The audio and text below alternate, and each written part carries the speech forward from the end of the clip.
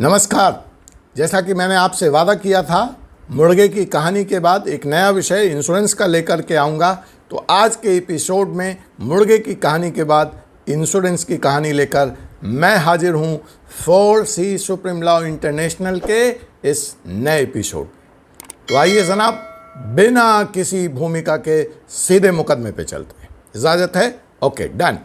तो साहब, मुकदमा क्या है? देखिए, कुछ लोग तो गैर समझदार हैं, उनकी बात क्या करें। उनके साथ कोई हादसा हो जाए तो हम यही कहते हैं, यार कह रहे थे, सुनते तो हो नहीं। अब मैं ज़रा आज बात करना चाहता हूँ समझदार लोगों की। मज़ा ही उन्हीं की बात करने में आता है, उन्हीं से बात करने में आता है। तो खैर, आप मुझे कमेंट बॉक्स में बताइए, आप समझदार हैं या गैर समझदार। तो गैर समझदारों को तो मैंने आज के अदालत से छुट्टी दे दी। वो उनके ऊपर कोई आरोप नहीं है। सारा आरोप किस पे है? समझदार आदमी पे। तो अगर आप समझदार हैं तो बने रहिए इस एपिसोड में, और गैर समझदार हैं तो साहब कुछ कहना ही नहीं मुझे। तो चलिए, समझदार लोगों से सीधे मुखातिब होता हूँ। मैं doctor Ajay Kumar Pandey, advocate, Supreme Court of India. कानून के डॉक्टर के इस नए एपिसोड में विषय है इंश्योरेंस। अब जनाब, समझदार लोग क्या करते हैं? वो लाइफ इंश्योरेंस ले लेते हैं। ठीक है, हाँ, मैं लाइफ इंश्योरेंस की यहाँ पे बात करूँगा, अभी मेरा दूसरों से विषय नहीं। लाइफ इंश्योरेंस ले लिया, अच्छी बात है, आप समझदार हैं। आपको लगता है कि मेरी फैमिली सेफ हो गई, अगर खुदा न खास्ते मेरे को कुछ हो गया तो मेरे घर वालों को पैसा मिल जाएगा और उस पैसे के सहारे वो अपना जीवन काट लेंगे। सही सोच है आपकी, यही सब लोग करते हैं, कोई दिक्कत भी नहीं है इसमें। ऐसा करना चाहिए। जो जितना बड़ा, जिसकी जितनी बड़ी रिस्क, जिसकी जितनी प्रीमियम देने की क्षमता, उसके हिसाब से वो 50 लाख, 25 लाख, 1 करोड़, 2 करोड़, 5 करोड़ का अपना इंश्योरेंस, अपना बीमा कराते हैं। यहाँ तक तो ठीक। अब आप याद कीजिए कि जब आप अपना बीमा करा रहे होते हैं तो आपका जो एजेंट है वह बेचारा अपने ज्ञान के हिसाब से आपको एक कॉलम भरने को कहता है लास्ट में। वो कॉलम है नॉमिनी। अब नॉमिनी क्या होता है? नॉमिनी में यह लिखना होता है, यह बताना होता है कि देखिए साहब, अगर मेरे साथ कुछ हो गया ऐसा वैसा, मैं इस दुनिया में नहीं रहा, तो इंश्योरेंस जो कंपनी है वह यह जानना चाहती है कि बिना किसी देरी के, बिना किसी होल हुज्जत के, यह पैसा आप जिस पे ट्रस्ट करते हैं उसका नाम लिख दीजिए, उसको दे दिया जाए। यही है नॉमिनी का मतलब। आप सब लोगों ने नॉमिनी का कॉलम भरा होगा। अगर खुदा न खास्ते कॉलम नहीं भरा है तो आज चेक कीजिए अपने एजेंट से, अपनी पॉलिसी डॉक्यूमेंट निकलवाइए, वहाँ चिट्ठी भेजिए और नॉमिनी का नाम ज़रूर जुड़वा दीजिए उसमें। यह बहुत ही आवश्यक बात है, नहीं तो आपको परेशानी हो सकती है और आप रहेंगे नहीं इस परेशानी को सॉल्व करने के लिए। ठीक है, तो लेकिन ये कहानी मैंने कहा समझदार लोगों की है। तो समझदार लोग कौन हैं? जिन्होंने पॉलिसी ली और समझदारी दिखाई, नॉमिनी का नाम भी भर दिया। अब यहाँ से थोड़े से कम समझदार लोगों को मैं बाहर करता हूँ इस एपिसोड से। ठीक है, गैर समझदार लोग पहले ही आउट हैं, उनके मतलब का नहीं है ये वीडियो। और जो थोड़े समझदार हैं, जिन्होंने वो इंश्योरेंस तो ले ली लेकिन नॉमिनी का नाम नहीं भरा है, या चेंज हो गई है या चेंज करना चाहते हैं, तो वो अभी तक उन्होंने इंश्योरेंस कंपनी को इन्फॉर्म नहीं किया है। तो आप जाइए, इन्फॉर्म कीजिए और तब तक आप भी बाहर जाइए। अब आइए हम चलते हैं आगे। किन के साथ? समझदार लोगों के साथ, अति समझदार लोगों के साथ। तो अति समझदार लोगों ने नॉमिनी का नाम भर दिया साहब, और वो ये निश्चिंत होकर बैठे हैं कि अगर खुदा न खास्ते उनको कुछ हो गया तो ये पैसा उनके नॉमिनी को मिल जाएगा। नॉमिनी आप किसी को भी बना सकते हैं, उस पर कोई शर्त नहीं है, कोई नियम और कानून नहीं है इंश्योरेंस एक्ट के साथ। खैर, आपने जिसको भी बनाया होगा, जिसको भी आप ट्रस्ट करते होंगे, अच्छी बात है। अब देखिए कॉम्प्लिकेशन क्या शुरू होता है। आप कहेंगे वकील साहब इसमें कौन सी कहानी आ गई? हो गई ना साहब, कहानी हो गई। कहानी रोज़ होती रहती है, रोज़ कोर्ट में देखता हूँ। वही तो बताने आता हूँ कि यार ठीक कर लो, पहले ठीक कर लो यार। क्यों बाद में हम लोगों को के चक्कर में पड़ते हो? आप लोगों को हमेशा हम वकीलों पे आरोप है, खाली तारीख लेते हैं, बहुत पैसे लेते हैं, बहुत तंग करते हैं। अरे भैया तो इतना ठीक हो जाना, मत आओ ना हमारे पास। ठीक हो जाओ। फ्री सेवा कर रहा हूं, देखते रहिए वीडियो में और बने रहिए। सब्सक्राइब नहीं किया तो कर भी लीजिए, आपके फायदे की बात करता हूं। तो आगे बढ़ाऊं मुकदमा? हाँ जी, तो ये हैं अंजन जी कह रहे हैं आगे बढ़ा लीजिए वकील साहब।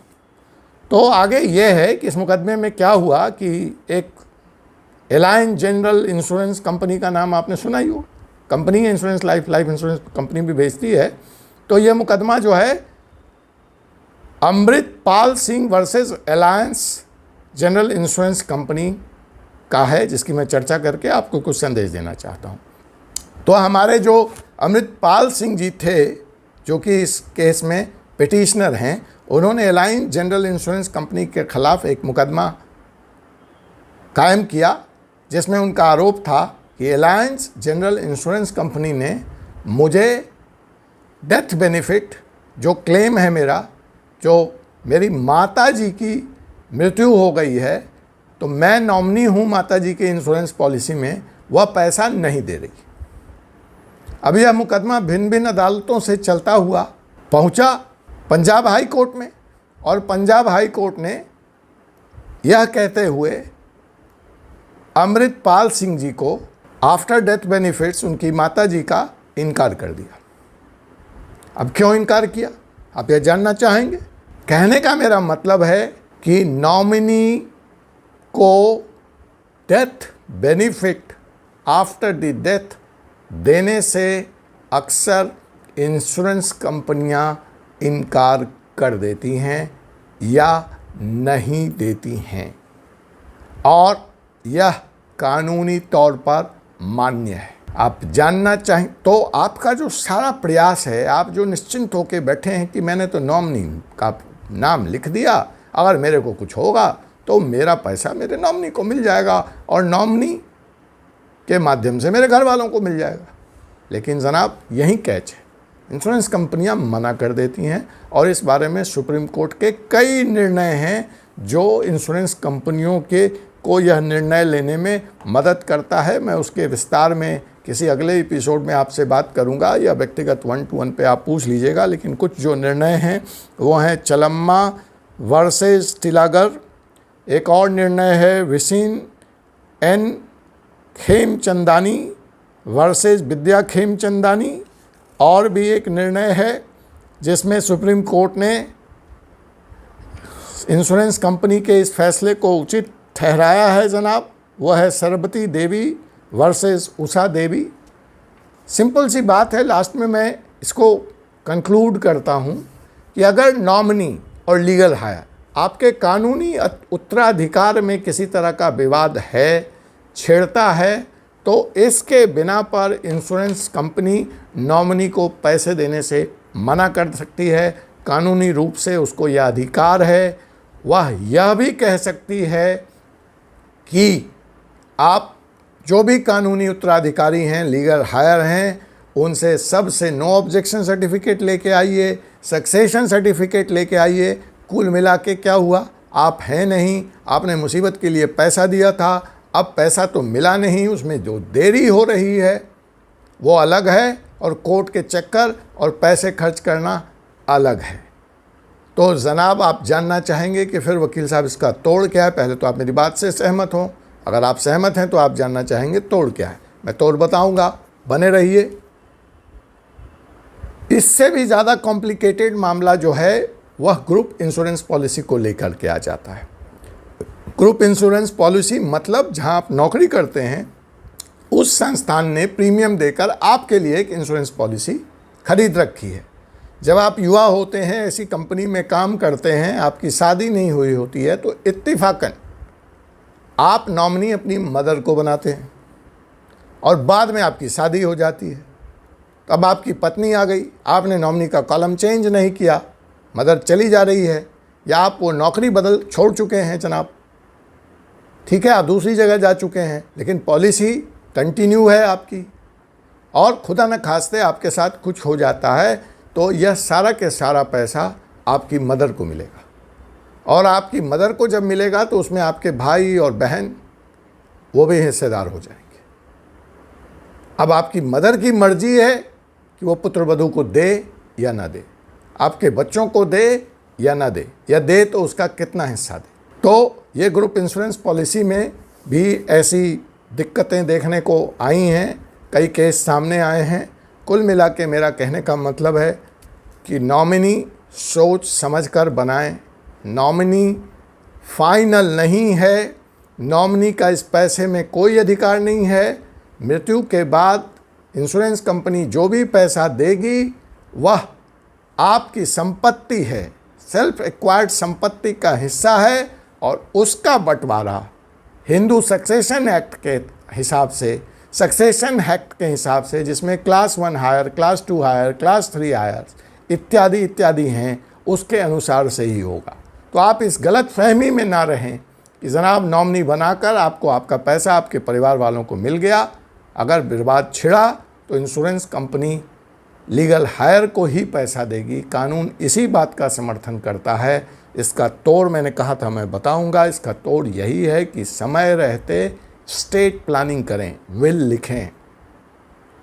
जी हाँ जनाब, विल लिखें, और उस विल में अपने इंश्योरेंस का पैसा कैसे आप बांटना चाहते हैं, किसको देना चाहते हैं, स्पष्ट रूप से लिख दें, ताकि वह दस्तावेज प्रस्तुत किया जा सके इंश्योरेंस कंपनी के सामने, और उसके आधार पर उस पैसे को जल्दी से जल्दी क्लेम किया जा सके। यही मुझे कहना था कि विल एक सादे कागज़ पर, A4 पेपर पर आप लिख सकते हैं।